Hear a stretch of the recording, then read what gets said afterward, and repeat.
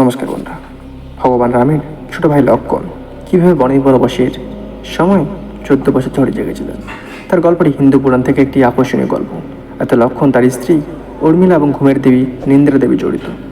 ভগবান রাম যখন 14 বছরের জন্য বনে নির্বাসিত হয়েছিলেন, লক্ষণ তার ভাইয়ের প্রতি তার অটুট ভক্তি এবং কর্তব্যবোধ থেকে তার সাথে যাওয়ার সিদ্ধান্ত নিয়েছিলেন। তিনি রাম ও তার স্ত্রী সীতাকে বনে থাকাকালীন রক্ষা করার শপথও করেছিলেন। এই দায়িত্ব পালনের জন্য লক্ষণ বনবাসীর পুরো সময়কাল জেগে থাকতে চেয়েছিলেন। তিনি জানতেন যে বিপজ্জনক প্রান্তরে সর্বদা সতর্ক থাকা তাদের নিরাপত্তার জন্য অত্যন্ত গুরুত্বপূর্ণ।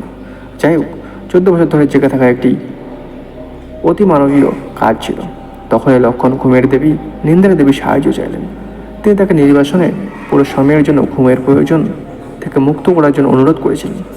নিন্দ্রা দেবী তার নিবেদন দেখে মুগ্ধ হয়ে তার অনুরোধ রাজি হলেন, কিন্তু একটা শর্ত ছিল, অন্য কাউকে লক্ষণের ঘুমের অংশ নিতে হয়েছিল, কারণ ঘুম একটি প্রাকৃতিক প্রয়োজন যা সম্পূর্ণরূপে অস্বীকার করা যায় না।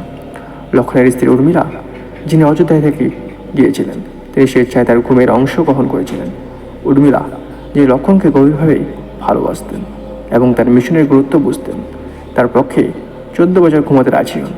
নিন্দ্রা দেবী এই ইচ্ছাটি মঞ্জুর করেছিলেন। লক্ষণকে নির্বাসন জুড়ে জাগ্রত এবং সজাগ থাকার অনুমতি দিয়েছিলেন। যখন উর্মিলা অযোধ্যায় প্রাসাদে ঘুমিয়েছিলেন, এই 14 বছরে উর্মিলা আত্মত্যাগ ছিল অপরিসীম। তিনি ক্রমাগত ঘুমিয়েছিলেন, তার স্বামীর মিশনের জন্য চূড়ান্ত সমর্থনের রূপ ধারণ করেছিলেন। অন্যদিকে লক্ষণ সজাগ থাকতেন এবং রাম ও সীতাকে বিশ্রামের প্রয়োজন ছাড়াই পাহারা দেন। 14 বছর পর যখন ভালোবাসা ভগবান রাম, সীতা এবং লক্ষণ বনবাসীর সমাপ্তি এবং রাবণের পরাজয়ের পরে অযোধ্যায় ফিরে আসেন, উর্মিলা অবশেষে তার দীর্ঘ ঘুম থেকে জাগিয়ে ওঠেন।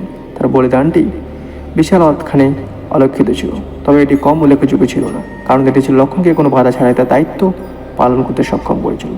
এই গল্পটি কেবল লক্ষণের ভক্তি এবং শক্তিকে হাইলাইট করে না, বরং উর্মিলার অমীমাংসিত বীরত্বকেও তুলে ধরে, যার শান্ত আত্মত্যাগ তার স্বামীকে রাম ও সীতার প্রতি অনুগত রক্ষক হিসেবে থাকতে দেয়। সো বন্ধুরা, এরকম অবশ্যই চ্যানেল সাবস্ক্রাইব করে বসে থাকুন। জয় হিন্দ, বন্দে মাতরম। ভারত মাতা কি জয়।